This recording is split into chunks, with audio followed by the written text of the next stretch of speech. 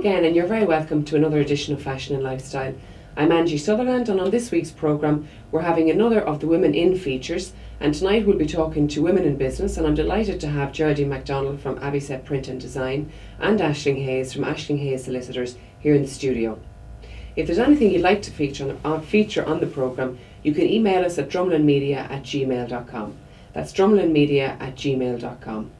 So back to tonight, and I'm joined now in the studio by Geraldine MacDonald from Abbeyset Print and Design. Geraldine, thanks very much for coming in. Thanks for asking me, Angie. So you're a woman in business. You're in business now a long time. How long are you in Abbeyset? And we're in business since 1985, and basically in the same building as we are in at the moment, and it doesn't feel like that length of time, if you know what I mean. But it's been a journey, as they say. And it's a family business, Ger. Yeah. Prior to 1985, my father, Paddy Smith, had a printing company in the same building called Abbey Printers, and in the 80s, one of the first recessions, it went out of business, and then I was after studying for print in Bolton Street in it would be a DIT now, the print technology course, and I was qualified, so we set up our own business then after that, Abbeyset Print and Design. And that's on Farnham Street in Cavan. And it's a lovely old building. It was, maybe just tell us a little bit about the building. It's a William Hague building. It was designed by a very, very famous architect who actually, he would have designed St. Pat's College and I think the Town Hall as well. And it's over 200 and, again, I don't know exactly the age of it, but it's well over 200 years old. Great. And there must be a lot of upkeep on an old building like that, is there? Do you know something? No. Yes, if you wanted it pristine and beautiful, and perfectly insulated and all that would cost a lot of money. But because we're in it and we heat it and, it's used all the time, a stone building will literally last forever, Prior to us we had moved out of it back in 2005. We moved out to the Enterprise Centre because we had invested in a machine. And then we moved back in then about 2007, I think. Might have been that timing might be incorrect, but anyway, and the roof, there was a problem with the roof, and we fixed it up, and we got some heritage funding, which we're very grateful for, and it's fine now. It's amazing how those old buildings they were built to last. Yeah. And I suppose back to the printing then, Jerry, you mentioned that your father was in the printing business. Why did you decide to go into it? Well, in those days, particularly around the 80s, if a family had a business, the children were encouraged to go into it because there weren't that many jobs going. I mean, had I got my choice, I would have been a home economics teacher or a singing superstar, but that didn't happen. It was. So you settled for printing instead? Yeah, I settled for printing. Yeah, and I love it's a creative industry, and I love it. It is. It's a hard industry, but I love the business I'm in. And what's your day-to-day role in the company? Well, I suppose a bit of everything. I know that sounds very unprofessional, but I would be the manager as such. I would deal with clients, and I would take in orders. It's kind of multifaceted. Would be how I'd put my role. And how many do you employ? Including the family, there's 7 of us in there. Some part time, but all permanent employees. Right. At kind of suppose at the heyday, it was over 12 people there. So it's always been a nice, steady employer in Cavan Town. Right, okay. And so if a customer comes to you and they want to get anything printed, say a brochure or a flyer or whatever, what's the procedure? They come to you, do you advise them on what they should do? Well, you usually, take it from start to finish? Well, advice is absolutely free. People are welcome to come in and express, what. The best thing is to try and have a good old chat and find out what the kind of person, what their business is, who their target audience are. Have they got any identity? If not, we'll try and advise them maybe in their logo, and and we'll also try and match their logo to their business type, so on. And then we'd also look at the types of print that we can do for them, like whether it's folders, brochures, whether it's inserts for folders. We can also help them with their Facebook and their web. I mean, basically, we're a one-stop shop if you want to promote your business. And do you actually do the physical printing in-house as well? We do. Right, so you have a printing press then? We do. We do a full colour print in-house, and we print from a business card right up to, a history book. Right. 400 or 500 pages. You know, we can do all of that in So house. that's very skilled then to actually take that absolutely. from start to finish Yeah. and print, Yeah. whether it's a book or a business card. Yeah. There's a lot of, I suppose, proofreading involved and all that kind of thing as well. Well, the way technology is now, a lot of copy, as it's called, comes in already supplied. So the years of when you used to type it up and proofreading and all that, that's kind of, to be fair, within the price for a job at this stage, there's no, there used to be actual people employed to proofread. Those people no longer are part of the link, because so many people now provide their own stuff. But that being said, you know, obviously there's a lot of checking and all that kind of thing goes on, but the very old way of doing things have moved on. It used to be when my father started in business, it was all printed in letterpress, which is where it was the metal letters were individually created and were all put in lines, and you created each line of type. I mean, it very took slow. Oh my God, it took back then. It really took serious amount of time, and then it went on where they then used that and they created paper galleys, they were called, probably the wrong name, but anyway, and then they were cut up and created pages, and then they were photographed and made into film, and then it has moved on at such a rate. Now you've got you've got your Apple Macs and everything's kind of instantaneous nearly, you know. So you must have a graphic designer then. We have Kieran, myself, Ronan and Caroline would be we would be compositors, they would be graphic designers, but you know, it's kind of one has evolved into the other. Right, okay. And what type of, I know you mentioned that you do business cards, you do books, so you do wedding stationery as well, and you do, what all types of printing do you do? Well, basically, Abbeyset Print and Design. You literally come in for every occasion in life, from your baby's thank you cards, your baby announcement cards, all your wedding stationeries. Well, maybe you go the other way around about that, but anyway, you can get your cards in whatever order you wish. And then finally, we also do memorial cards. So we actually do cards for every facet of life, and then we do printing for all the different facets of life as well. And I believe that you did a lot of printing as well for the FLA for the last 3 years, which was a great boost. Absolutely brilliant, and thank you so much. Can it come again, please? Yeah, and you recently printed, I think, the Roll of Honour as well. We did, absolutely, and it was a real privilege to have done that. It was such a wonderful, I know, genuinely, absolute privilege.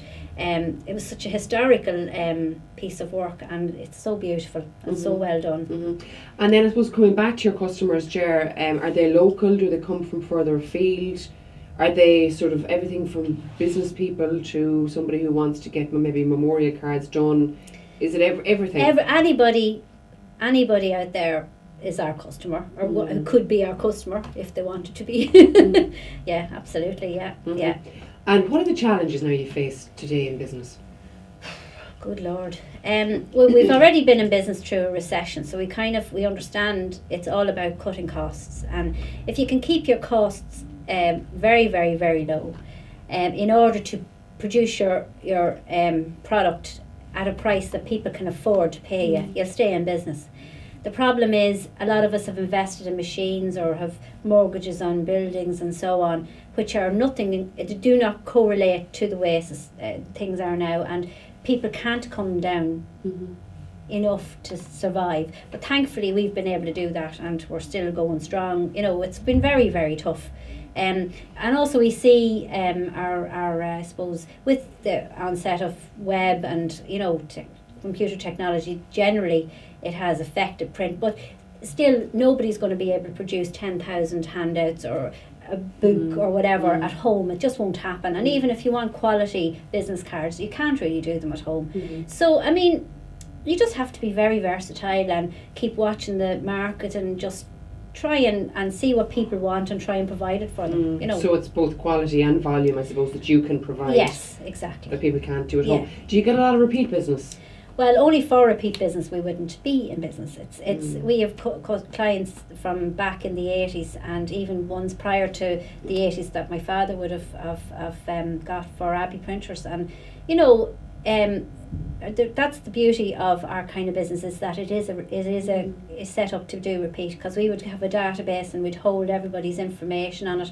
In private, obviously, and we'd be able to, you know, if you need something done, you just ring up and order it, you know. So it's very much on demand, but it's all bespoke. No job is the same. Every job's different, you know. Well, I suppose if you're doing a good job, then people will come back to you. Well, that's it. Yeah. You have to look after your especially if you're clients local as well and you deliver. Yeah. You know, which is all part of the service. And do you find then there's any challenges to you as a woman who's in charge of this family business? Well, first of all, you see, it's a family business, so you're never in charge of it. Ever heard of the too many chiefs? But you're the boss. That's a big you challenge. told me earlier, Jerry, you were the manager. I know, you're I'm the just the boss. manager. I'm the dog's body. But anyway, as a woman, I suppose, because women have a unique ability to multitask, more things are left to you. You know what I mean? And I suppose is it a male-dominated industry, the print business? Business in general is male dominated. You'll always find when there's kind of little associations or whatever set up, the majority of them will be men, because men, I suppose, is it a traditional thing? Print would be, business in Ireland in general is very much male dominated. But that being said, I mean, it's only, you either have that's either an issue with you or it's not. Personally, it's not for me. I'm just me, and I just carry on doing my business my way. And is there any of your own family coming on now? Do you think that'll take over the business? Is there any interest in your own? No, and children? funnily enough, both of them would be very artistic and that kind of thing. However, both of them have changed. My son's doing dental technology, and my daughter is, I don't know what she's going to do at the moment, but she's not really interested in graphic design. Two you don't know down the road what they might do, but at the moment neither of them are interested. Pádraig, my brother, he has two boys, and maybe one of them might be interested. It just hasn't happened yet, you know. But we'd encourage them if they showed interest. We'd encourage them, you know. And do you enjoy being self-employed? Would you recommend it? At the moment, it's a very scary place because there's absolutely no net for you to fall into if God forbid your business goes in the morning. And when you consider, like, we're in business since like the 80s, and paid our taxes and employed our employees and so on, and at the end of the day, if anything happened, you won't get the dole. You won't. You really are very much out on your own, and it's uncertainty, I suppose. Very uncertain because very uncertain, and it's a bit scary, to be fair. You really are trying really, really hard. And I suppose just on a personal level, then, away from the printing business. Of course, you're a great singer, and you sing with the Song Sisters. Do you still do that? We meet every week, and it's our therapy. It's your escape. We meet and we talk about what we're doing. We're hoping to do something, please God, around Christmas if we can.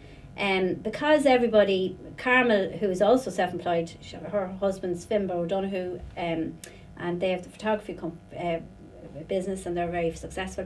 So Carmen's really, really busy with her business and her family, and my sister Paula, she sells insurance and she's really busy, and Geraldine McGrath, she is very busy.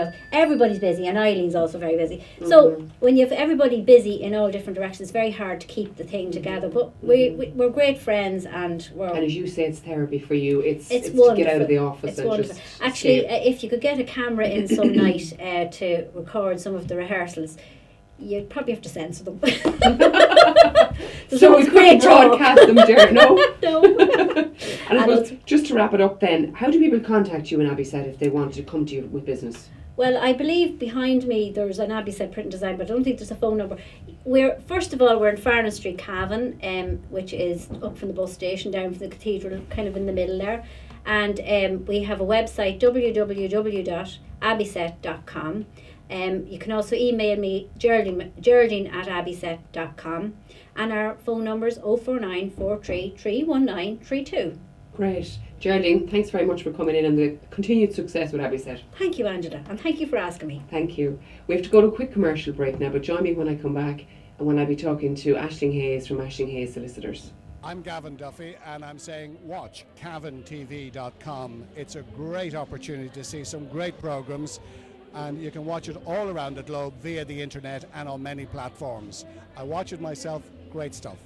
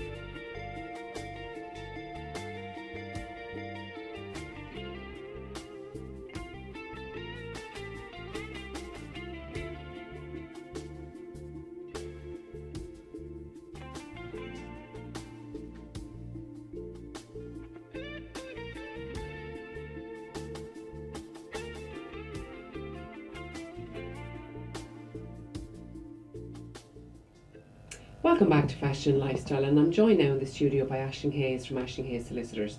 Aisling, thanks for coming in to us today. Brilliant to be here. Thanks for asking me. And of course you're a solicitor. I am indeed. Why did you go into the legal business? I haven't a clue. There was no lawyers in our family. There was teaching background and business background, and it was said from a young age I'd argue black was white or black was pink, and always knew I wanted to do something with business, but never exactly what. And when I went to Galway to do an arts degree, I did legal science and loved it. And that was it from day one. The first lecture, I wanted to do law. Right. Not with a view to having a practice of my own at the time. I thought I'd do languages with it. Right. And then it just all fell into place. So just sort of by accident? Just more by than accident, by design? yeah. Oh, okay, great. And when did you qualify? 10 years ago. Great. And of Yeah. course you've just recently opened up your own practice now in Over a Crucial. year now. Great. And how's that going for you? Challenging, worrying, exhilarating at times. Brilliant. Rewarding, yeah. Great. A struggle, but like everything else, what you put into it, you get out of it. Great. And of course you had a lot of experience anyway. You had worked for other practices before opening your own. I had spent 5 years in college, took a break out after that and travelled a bit, came back. My apprenticeship lasted about 6 years because it was so hard to get into Blackhall Place at the time. Only a few got in per year. It's changed totally now. Solicitors are coming out in their hundreds every year. And then... So it was hard to get into Blackhall at that time? You had to wait. You were on a waiting list basically. Right. And the year I went, they opened a new educational centre, so they were able to take out a few hundred rather than maybe 20 or 30 a year that they could only cope with beforehand. And how long is it in total to become a qualified solicitor? If you go about it the roundabout way that I did, it takes that bit longer. I did the BA in French and Legal Science. Then because I had done legal science, I was exempt from a year for the LLB, the pure LLB. So there was 2 years doing the LLB and then you do your apprenticeship. Now it's maybe 2.5 years, I think, to do the apprenticeship because you get in and out through Blackhall so much quicker. But for me, it was basically, I think, 6 years between doing the professional course, going back to the office, working for another year, and then waiting for the course again. And you mentioned LLB, Aisling. What exactly is that? That's the Bachelor of Law degree. The other one, I did a BA first of all, and then the Bachelor of Law degree. It's the Latin for BL. Okay. And just going back to your own practice, because this is a Women in Business feature, you opened it now over a year ago, and you're based in Cootehill. And what do you offer as a solicitor? Full general practice. I do litigation, conveyancing, family law, probate, wills, basically anything that anybody wants, I can do. Great. Well, and are your customers local, Aisling? Are they coming to you, obviously just because you're newly opened, you probably don't have a lot of repeat business yet, but are they sort of Cavan, Monaghan? Cavan, Monaghan, surprisingly further out than I thought that I would get. I had hoped that my family are in business in Cootehill over 50 years, that I'd be drawing in on connections, but I'm surprised at where business is coming from. I could have West Cavan. I actually have a client from Cork, somebody else in Dublin. Great. So word of mouth Word then of mouth, spreading. it's absolutely brilliant. And how's the business coming into you? Do you advertise? Is it word of mouth mostly? Or? Mostly word of mouth. I have advertised a little bit, but haven't had great success. It doesn't bring it in. The advertising, I find, unless you're able to put an awful lot of money maybe into it. I don't have a website. That's all down the line when I'm established. Okay. Well, hopefully tonight you'll maybe have hopefully a few more customers. It'll be wonderful. Tonight. Everyone's welcome. Every little helps, as they say. And I suppose now that we're in challenging times and you've just opened a business, did people think you were mad to go into practice on your own in the middle of a recession? Some people did. It was very much black and white with it. Some people said you're absolutely mad, and others had the view if you survive in a recession, you'll survive in anything. So I think it makes me work that bit harder, and everything I put in, I get out of it, and you're not complacent. You are going to work that bit harder and provide a better service to people. And I suppose you appreciate more as well when you get new business. Or Oh, absolutely. Yeah. And the type of business you're getting in a recession, it's very much different. There's the good, the bad of it, but some you're meeting totally different people. It's not as bad as the recession as people make out. There's still money there from banks for mortgages, but you're seeing maybe a young couple who couldn't have afforded to buy a house 5 years ago can now buy property. So there's a bit of a silver lining there. So is there still conveyancing going on, actually? There is nothing like on the grand scale that it was. There's money there. My first few sales were people buying cash only without mortgages, but I've seen now that there's a steady increase in mortgages, but it's one-off houses. It's people buying a house to move into it rather than having a home and wanting an apartment or an investment property. Yeah. Right, okay, so people have finally got sense. Yeah. And what's your typical day then, or your typical week, actually, as a solicitor now in your own practice? Open up as close to 9 as I can get. It's usually 9:20. Do the post, check emails, and tackle the files on the desk. Despite everything, there's a mountain on the desk, and just tackle into it. I don't so much offer appointments. If somebody phones, yes, I make an appointment, but the door's open. So if somebody walks in and they have a question or they want a consultation, they want to do whatever, everything is dropped, and of course I can see you now. Do you have to spend a lot of time in court as well? Not so much. I do criminal work all right, but I would, thankfully I don't have too much repeat business from that point of view, but I wouldn't be in the courts often enough. I do Virginia at the odd time, Cavan if Coothill Court is sitting in Cavan, but the closure of the courthouse in Coothill, now I wasn't there in practice when it was open, but if it had been open, I'd have been doing a lot more court work. And do you have a lot of dealings with the Law Society? Because I actually used to work in the Law Society myself, so I have a little bit of an insight. Thankfully, touch wood, I won't have. No, very little. Law Gazette magazine, you have to keep up with the guidelines, all right. Whereas they're not in your face. The Law Society are governing absolutely everything that you do.